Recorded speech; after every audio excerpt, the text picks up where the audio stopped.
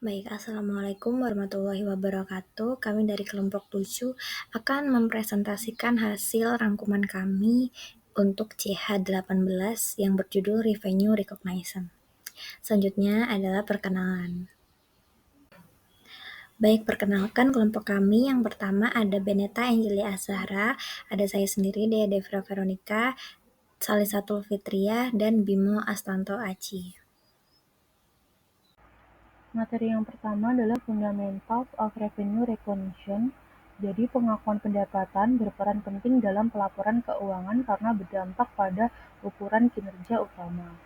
Standar konvergensi IASB dan FASB itu memperkenalkan pendekatan aset liabilitas yang menekankan pengakuan pendapatan ketika kewajiban kinerja terpenuhi, yang berarti pengendalian atas barang atau jasa telah dialihkan kepada pelanggan. Nah, kerangka ini meningkatkan konsistensi, keterbandingan, dan transparansi serta memberikan wawasan yang lebih jelas mengenai jumlah waktu dan ketidakpastian pendapatan. Selanjutnya adalah 5-step revenue recognition process. Jadi ada 5 step. Langkah yang pertama adalah identifikasi kontrak, yaitu tentukan apakah kontrak yang sah ada antara perusahaan dan pelanggan. Nah, pertimbangan utamanya itu adalah harus memiliki substansi komersial, disetujui oleh kedua belah pihak, hak atau kewajiban teridentifikasi, syarat pembayaran jelas, dan kemungkinan penagihan dapat dipenuhi. Langkah yang kedua adalah identifikasi kewajiban kinerja, yaitu identifikasi barang atau jasa yang berbeda yang dijanjikan dalam kontrak. Nah, pertimbangan utamanya adalah suatu barang atau jasa dianggap berbeda jika pelanggan mendapatkan manfaat secara mandiri atau bersama dengan sumber daya lain, serta dapat diidentifikasi secara terpisah dari janji lainnya. Langkah yang ketiga adalah tentukan harga transaksi. Deskripsinya adalah tetapkan total imbalan yang diharapkan. Pertimbangan utamanya adalah pertimbangkan imbalan variabel seperti bonus, diskon, royalti, lalu batasan pendapatan, nilai waktu uang, pembayaran non-tunai, imbalan yang harus dibayarkan kepada pelanggan. Langkah yang keempat adalah alokasikan harga transaksi, yaitu alokasikan total harga ke setiap kewajiban kinerja. Nah, pertimbangan utamanya adalah alokasi didasarkan pada harga jual mandiri atau estimasi jika tidak dapat diamati.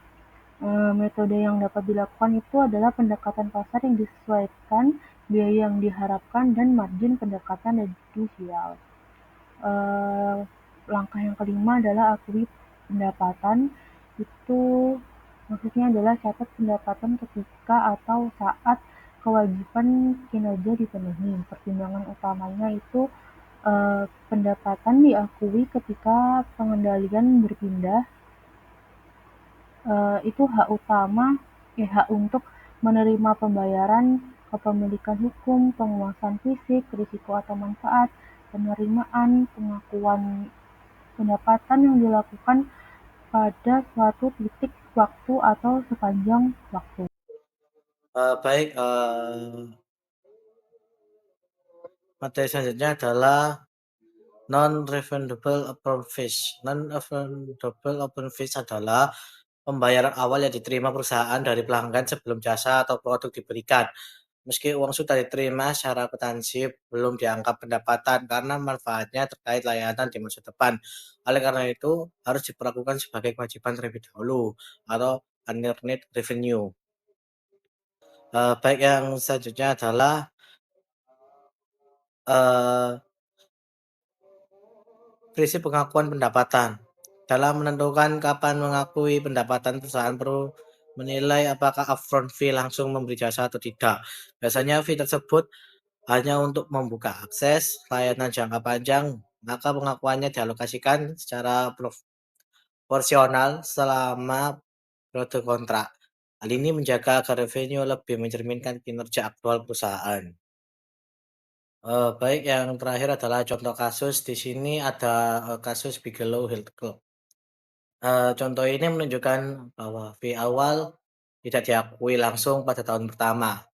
Sebaliknya, perusahaan menghitung total harga kontrak selama 3 tahun, lalu menyebarkan pendapatan rata-rata per bulan. Ini membuat laporan keuangan lebih akurat dan sesuai dengan prinsip matching antara pendapatan dan periode jasa. Selanjutnya adalah penyajian dan pengungkapan. Nah, perusahaan ini tuh menggunakan pendekatan aset liabilitas untuk mengakui pendapatan. Dan aset kontrak ini tuh adalah hak untuk menerima imbalan. Sedangkan liabilitas kontrak itu kewajiban perusahaan untuk menyerahkan barang atau jasa kepada pelanggan yang mana perusahaan telah menerima imbalan dari pelanggan. Nah, perusahaan ini harus menentukan apakah kewajiban kinerja baru dibuat oleh modifikasi kontrak dan juga dapat melaporkan aset yang terkait dengan biaya pemenuhan dan biaya akuisisi kontrak yang terkait dengan pengaturan pendapatan. Dan untuk pengungkapan, ini tuh perusahaan mengungkapkan informasi kualitatif dan kuantitatif tentang hal-hal berikut. Yang pertama, kontrak dengan pelanggan. Ini tuh termasuk perincian pendapatan, saldo pembukaan, dan penutupan aset kontrak dan liabilitas kontrak, dan informasi signifikan terkait dengan kewajiban kinerja mereka. Dan yang kedua, ada pertimbangan signifikan yang mengaruhi penentuan harga transaksi, alokasi harga transaksi, dan penentuan waktu pendapatan. Dan yang terakhir, aset yang diakui dari biaya yang dikeluarkan untuk memenuhi kontrak, termasuk saldo penutupan aset yang diakui untuk memperoleh atau memenuhi kontrak. Nah, jumlah amortisasi yang diakui dan metode yang digunakan untuk amortisasi. Selanjutnya, untuk metode presentase penyelesaian, ini tuh metode presentase penyelesaian, ini tuh mengakui pendapatan, biaya, dan laba kotor saat perusahaan membuat kemajuan menuju penyelesaian kontrak jangka panjang. Nah, agar metode presentase penyelesaian dapat diterapkan, perusahaan itu harus memiliki dasar atau standar untuk mengukur kemajuan penyelesaian pada tanggal interim tertentu. Untuk mengukur kemajuan penyelesaian, ini tuh perusahaan menggunakan berbagai metode untuk menentukan tingkat kemajuan menuju penyelesaian. Yang paling umum adalah metode biaya ke biaya dan unit pengiriman, baik ukuran input maupun output memiliki kekurangan tertentu. Ukuran input didasarkan pada hubungan yang ditetapkan antara unit input dan produktivitas. Ukuran output dapat menghasilkan hasil yang tidak akurat jika unit yang digunakan tidak sebanding dalam waktu, tenaga, atau biaya untuk diselesaikan. Nah, ukuran input yang paling populer yang digunakan untuk menentukan kemajuan menuju penyelesaian dasar adalah biaya ke biaya. Dengan dasar ini, perusahaan ini tuh mengukur persentase penyelesaian dengan membandingkan biaya yang dikeluarkan hingga saat ini dengan perkiraan terbaru dari total biaya yang diperlukan untuk menyelesaikan kontrak.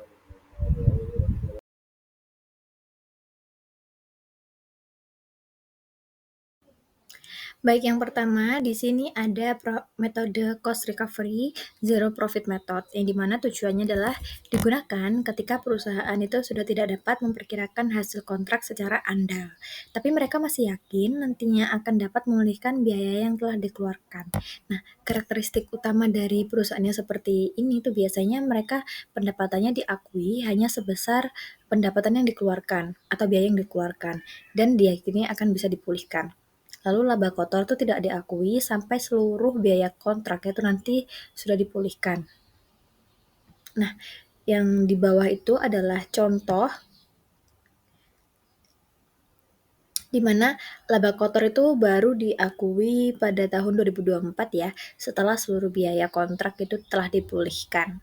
Lalu yang kedua ada metode percentage of completion, yang dimana mereka bertujuan itu digunakan ketika hasil kontrak dapat diperkirakan secara andal dan pendapatan serta laba itu diakui seiring progres pekerjaan.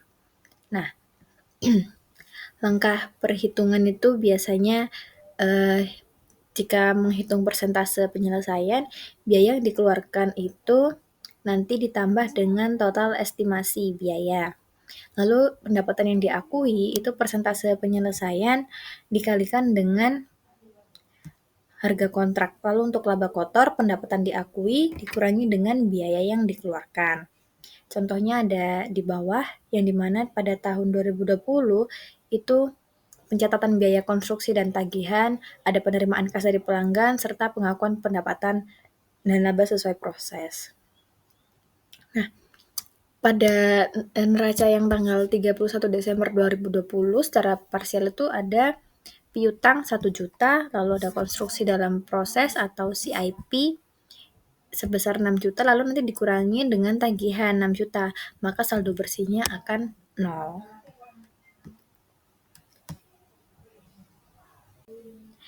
Yang selanjutnya ada loss on unprofitable contract atau kontrak merugi. Nah, karakteristiknya tuh jika estimasi biaya melebihi harga kontrak, maka kerugian itu harus diakui segera.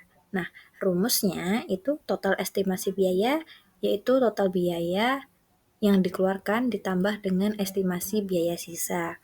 Untuk rumus kerugian kontrak ada total biaya dikurangi harga kontrak.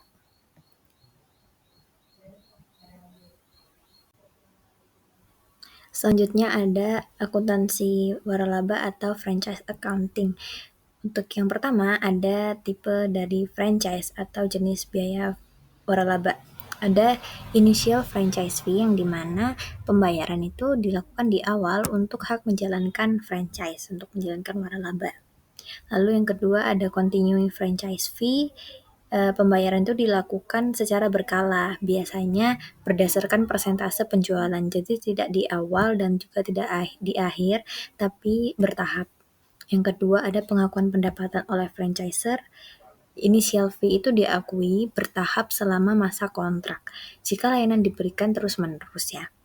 Untuk continuing fee itu diakui saat pembayaran itu diperoleh. Lalu ada rumus pengakuan initial fee.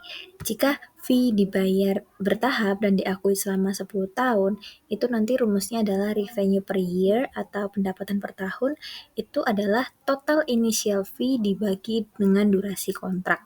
Contoh, initial fee-nya sebesar $15.000 dan durasi kontraknya selama 10 tahun. Jadi kita tinggal bagi aja, untuk pendapatan per tahunnya 15.000 dibagi 10, yaitu 1.500 per bulan. Per tahun. Lalu yang ketiga ada pencatatan oleh franchise. Jadi initial fee itu dicatat sebagai aset tak berwujud dan diamortisasi. Untuk continuing fee dicatat sebagai beban operasional. Untuk rumus amortisasi itu ada initial fee dibagi dengan masa manfaat. Contohnya, initial fee sebesar 15.000 dan masa manfaat 10 tahun. Maka amortisasi beban amortisasi per tahun itu sebesar 1.500 per tahun.